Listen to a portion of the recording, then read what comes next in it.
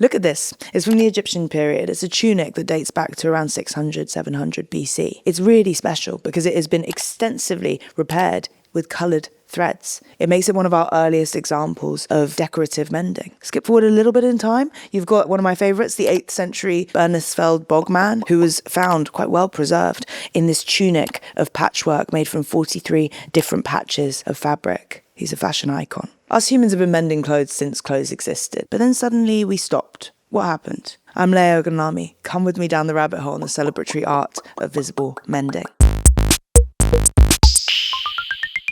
If we come forward a bit to the 20th century, Britain during the Second World War launched its Make, Do and Mend initiative, which asked the British public to reimagine and mend their existing clothes because they weren't getting new ones anytime soon. In the 1950s, a term was coined by an industrial designer called Brooke Stevens. The term is planned obsolescence. It's the purposeful act of instilling within the buyer the desire to own something a little newer, a little better, a little sooner than is completely necessary. Another milestone for our sick obsession with the new was the 90s, when the New York Times coined the term fast fashion as a response to the fashion brand Zara taking their design to retail process down to just 15 days.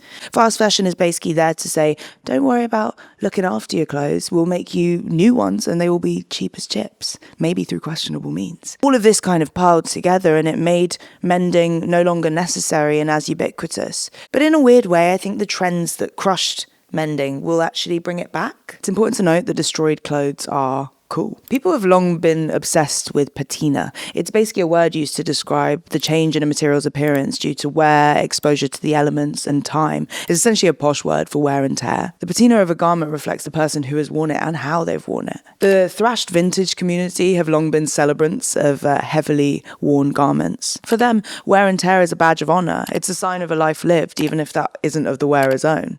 High fashion also loves to replicate the beauty of destroyed clothes. This actually started in the late 70s when the designers, and I'm going to butcher this, Marie et François Gibaud, invented the process of stonewashing, which is how you pre-distress denim. Then in a couple years, we went from people not being able to go inside Harrods in torn jeans to them being worn on red carpets or just as a sign or a marker of high taste. And it did not stop. It is so expensive to look real. Balenciaga is a brand that does this a lot. If you saw their SS23 mud runway, where the models purposefully walked through a pit of mud to destroy their thousands and thousands of pounds worth of clothes, or their $1,800 pair of pre-distressed trainers. Even most recently, Prada's Fall/Winter 26 collection sent the models down the runway with stained cuffs. There's a premium on the look of authenticity. But if you don't want to spend an eye-watering amount of money on pre-distressed clothes, we have more than one solution for you. Number one, wear your clothes. And number two, get someone else to wear them for you. Take a hand-me-down, wear some vintage. This means they're embedded not only with wear, but real-life sentimental value.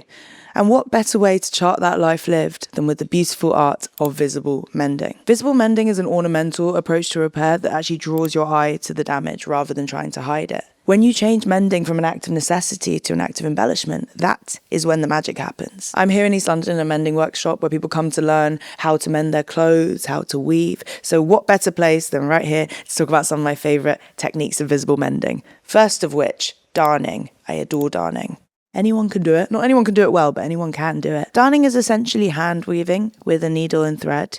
It has this gorgeous way of making blooms of colour and time and wear appear across a fabric. It's a way of telling a story with thread. A wonderful example of darning is the Blue Jumper project by East London artist, activist, maker Bridget Harvey. Essentially, she bought this jumper in a charity shop in Old Street in 2012 in pretty good nick, and then she spent between 2012 and 2020 darning it with really colourful thread every time a moth hole happened, because they do happen. The end result is that the really bright thread that Bridget chose to darn stands out so starkly against the dark blue jumper. She really managed to make the repairs the star of the show. And Harvey says the stitched intervention displays her politics. It's her slogan, not shouted, but darned. Another fabulous example is artist Celia Pim. She actually did a V&A mending workshop where she invited people to come in, bring their broken garments. She charted exactly where they were mending them, and then she copied those mends on this tracksuit, and this became her 2018 piece, Where Holes Happen, which honestly could also be called Where Life Happens. The reason why artist Celia Pim actually became so obsessed with darning is because she found her great Uncle Rolly's jumper that had been darned extensively by his late wife, Elizabeth. It had been darned in very specific spots. He sat most of his life in front of this big wooden drawing board, and he would move his arms over it, and the jumper charted those movements with the underside of the arms being completely darned. That jumper could have been no one other than his. So if you're looking to preserve uniqueness and individuality in garments, darning's a great way to go. Another wonderful visible mending technique is patching. I spoke to you earlier about the Bog Man's tunic. Patching is essentially just where you place fabric either under or over a hole or a bit of wear and tear in a garment. I love patching because it can kind of become this never-ending cycle. If you patch an item so many times, it doesn't even have any of the original item in it, yet it still is the same item. I love patchwork, especially in functional garments, because it feels like you're almost giving the garment a treat or a reward for it doing its duty. Fixing functional garments is actually the origins of one of the most breathtaking forms of visible mending, which is the Japanese art of Sashiko.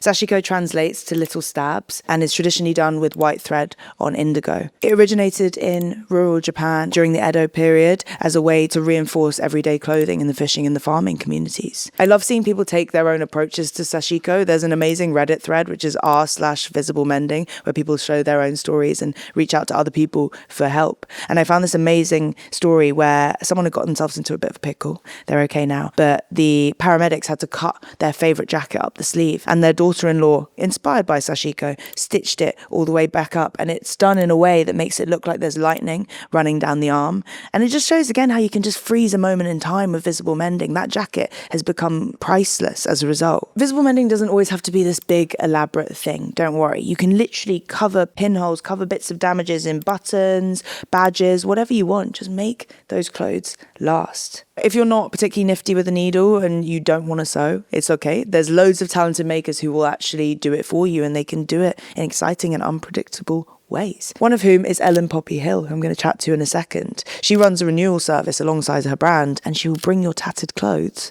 back to life. Zigzag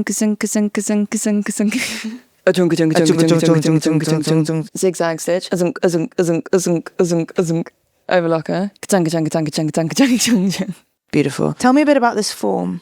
Okay, so here we've got my repair service. The tagline is "Make a mistake and I'll fix it on purpose," which is a Fiona Apple lyric. Oh. Anyone can come to me with one garment, multiple garments, a thing, an object, whatever. They can ask me to either repair it, as in like fix it. You can describe to me how you want it fixed, how you don't want it fixed. They can come to me with like something they've seen that I've made and be like, can you make it look a bit like this? Or combine multiple garments together to make a new garment. And then they give me all the colours they do and don't like. One girl came to me, she was like, Ellen, I found a plastic bag at the bottom of my wardrobe.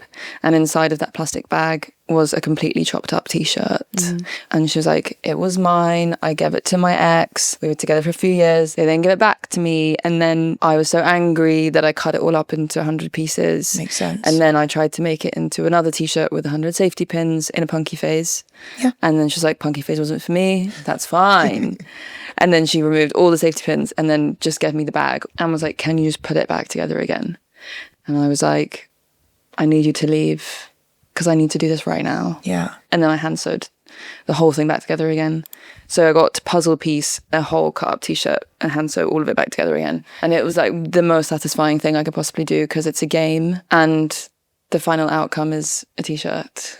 Not just any t-shirt. It was any t-shirt, and also multicolored thread. And it was the actual t-shirt is a Agnes B t-shirt with a Bowie photograph on it where he's like praying while singing.